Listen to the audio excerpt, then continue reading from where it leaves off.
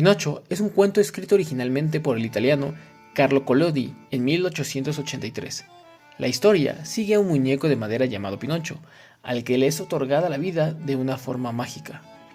A lo largo de su aventura, Pinocho enfrenta desafíos y pruebas de carácter mientras trata de convertirse en un niño de verdad.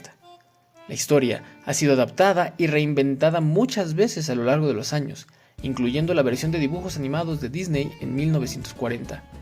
Pero, ¿sabías que la historia de Pinocho es una representación excelsa de lo que es un viaje iniciático? Tomemos primeramente la referencia que hace Joseph Campbell a ese patrón que se repite constantemente en los mitos alrededor del mundo. Así es, estoy hablando del viaje del héroe. Es importante dejar claro en este momento que, aunque iniciado y héroe no es lo mismo, para fines de este video no haremos distinción alguna. Hay 4 posiciones que el humano sostiene habitualmente antes de entrar en el mundo de la iniciación. Existen aquellas personas que siempre se sienten inferiores a los demás por alguna condición, los que se sienten superiores a los demás, los que se sienten tan iguales e indiferentes con los demás y los que consideran que no existen para las demás personas. El caso de Pinocho es el primero, pues aunque originalmente él no se percata de su diferencia con los otros niños, no tardará demasiado en apropiarse de él un deseo: convertirse en un niño de verdad. Ahí es donde arranca todo el viaje del héroe y toda senda iniciática, con un deseo profundo de emprender el viaje. Sin embargo, solo es necesario prestar atención a la historia de Pinocho y también por supuesto a nuestras propias vidas para darnos cuenta que ese primer intento no tardará demasiado en ser sofocado por la realidad. A ese momento, Joseph Campbell lo nombró como el umbral o el rechazo a la llamada, pues la mayoría de la gente desiste cuando se percata que no era tan simple conseguir su deseo.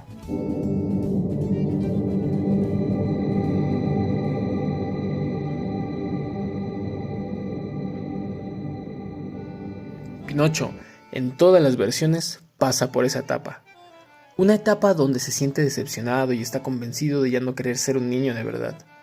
Un momento también donde se enfrenta a desafíos y gente que confían en él y algunos que no confían en él. También existe un tiempo en el que entra en un profundo conocimiento interior, representado en la historia como la escena en la que es devorado por una ballena. Metáfora que en la alquimia es conocida con el nombre de caput mortum, o también conocida como muerte iniciática. En el Nuevo Testamento, como la resurrección de Lázaro también es conocida, y en el Antiguo Testamento como la entrada de Jonás, también por supuesto al vientre de la ballena. Pinocho debe realizar algo que en iniciación conocemos como un acto heroico, que es aquel momento en el que parece sacrificarse por su abuelo, y es este acto el que termina por transformarlo. Pero analicemos el deseo de Pinocho, pues este análisis también nos valdrá para todas las personas que estemos por iniciar este viaje iniciático. Este deseo, originalmente, podríamos entender que no es propio, más bien le vino de un otro, de Geppetto. Geppetto, quien deseaba originalmente tener a un niño de verdad. Entonces, ¿por qué Pinocho quiere ser un niño de verdad? ¿Y qué implicaría serlo? O sea, ¿qué significa ser un niño de verdad? ¿Significaría ser un niño de carne y hueso? Pocas personas se detienen a interrogar ese deseo que tenemos tan profundo y arraigado, como por ejemplo, ser rico, alcanzar el éxito, ser un gran profesionista. ¿Qué implica? ¿Qué significa alcanzar cada uno de esos deseos? ¿De dónde nos viene? Pues bien, Pinocho tampoco se detuvo a hacerlo en un principio. Sin embargo, qué interesante es notar que Guillermo del Toro seguramente sí se lo interrogó, y por eso, al final de su historia, no convirtió a Pinocho en un niño de carne y hueso. Para Del Toro, que Pinocho sea un niño de verdad no significaba que tuviera piel y órganos, más bien implicaba algo completamente distinto. En la enseñanza budista está muy claro que el deseo es el origen de todo sufrimiento. Pero, paradójicamente, también el sufrimiento es lo que propulsa a todo héroe a emprender el viaje. El ejemplo es muy claro.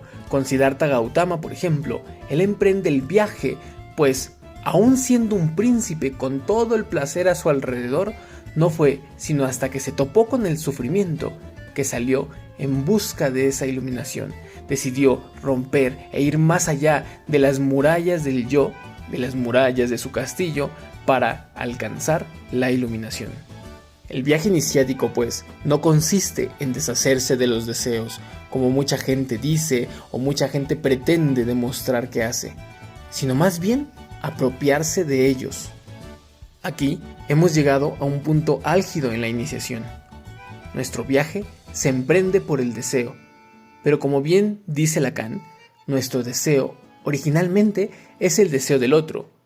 Pinocho nos deja muy claro esto, especialmente en el cuento de Collodi, pues aunque pretende aparentar el no ser una marioneta, toda su vida y su historia, todas sus subidas y bajadas, todos los ciclos y patrones de este personaje están determinados por el deseo de Geppetto. ¿Cuál deseo? El deseo de que sea un niño de verdad, de que Geppetto no tenga un muñeco de madera en sus manos, sino que tenga a un niño de carne y hueso. Para aumentar tu conocimiento acerca de los ciclos y los patrones, te recomendamos ver el video donde hablamos de los uroboros y los ciclos. Queda claro entonces la profunda metáfora del ser humano como una marioneta y su análogo con la historia de Pinocho, pues el humano cuando nace, y muy especialmente en la adolescencia, se piensa libre, incluso un tanto rebelde, sin percatarse que a menos que incurra en un viaje iniciático y por lo tanto en un camino de autoconocimiento, siempre seguirá siendo la misma marioneta manejada por los hilos sutiles del deseo del otro. Esto nos deja con las puertas abiertas para pasar y hacer un análisis también desde la perspectiva del psicoanálisis lacaniano, utilizando y enseñando los conceptos de alienación y separación. La alienación es aquel momento en el que el sujeto viene a encontrar en el deseo del otro una equivalencia a lo que él es decir, el sujeto va cobrando su identidad y forjándola, regulada siempre por lo que el otro desea de nosotros. En la historia de nuestro personaje es evidente este momento cuando Pinocho intenta comprender el mundo simbólico de Geppetto y hacer todo lo posible por ser aquel niño que Geppetto deseaba. Por otra parte, la separación es muy notoria ante aquel movimiento del sujeto que surge en el momento en que nos damos cuenta que el otro también tiene faltas, que también está sujeto a los deseos de otro, que también es una marioneta, e intentamos alejarnos o separarnos de eso, y así creer y crear nuestra propia identidad, muchas veces a través de actos rebeldes como en la adolescencia. Sin embargo, esta separación solo es imaginaria, pues al no existir un conocimiento interior o una iniciación, el yo nos hará creer muy auténticos e independientes, pero seguiremos sujetos al deseo del otro, seguiremos como marionetas del otro. Jacques Lacan ocupa los diagramas de Venn en la lógica de conjuntos para representar estos dos movimientos, la alienación como una unión en la lógica de conjuntos y la separación representada en esta misma lógica como la intersección. También es muy curioso que Jacques Lacan toma como ejemplo para su seminario 10 cuando está hablando de la intersección, un ejemplo relacionado a un robo de una bolsa en el que se le pregunta qué desea, si la bolsa o la vida. Y es curioso porque en la historia de Pinocho se aborda exactamente la misma situación cuando Pinocho es asaltado. Aquí es donde entra el papel de la mentira, como un mecanismo muy poco eficiente de intentar una separación.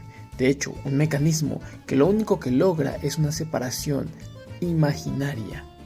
Sin embargo, la mentira oculta otro gran secreto, bastante importante en la historia de Pinocho. Para comprender este secreto, debemos entender por qué la mentira ha sido catalogada como pecado por mucho tiempo, y para eso debemos recurrir al origen etimológico de la palabra pecado. En el Nuevo Testamento, pecado en griego es escrito como amartía, que significa errar en el blanco. Una vez que comprendimos esto, entonces es fácil desocultar la verdad en este conocimiento, pues la mentira nos aleja a través de nuestras palabras de nuestro objetivo.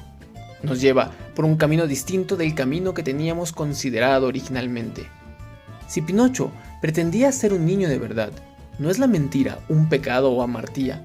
O sea, un camino desviado al deseo que él tenía. El iniciado no puede hacerse el ciego cuando erra en el camino.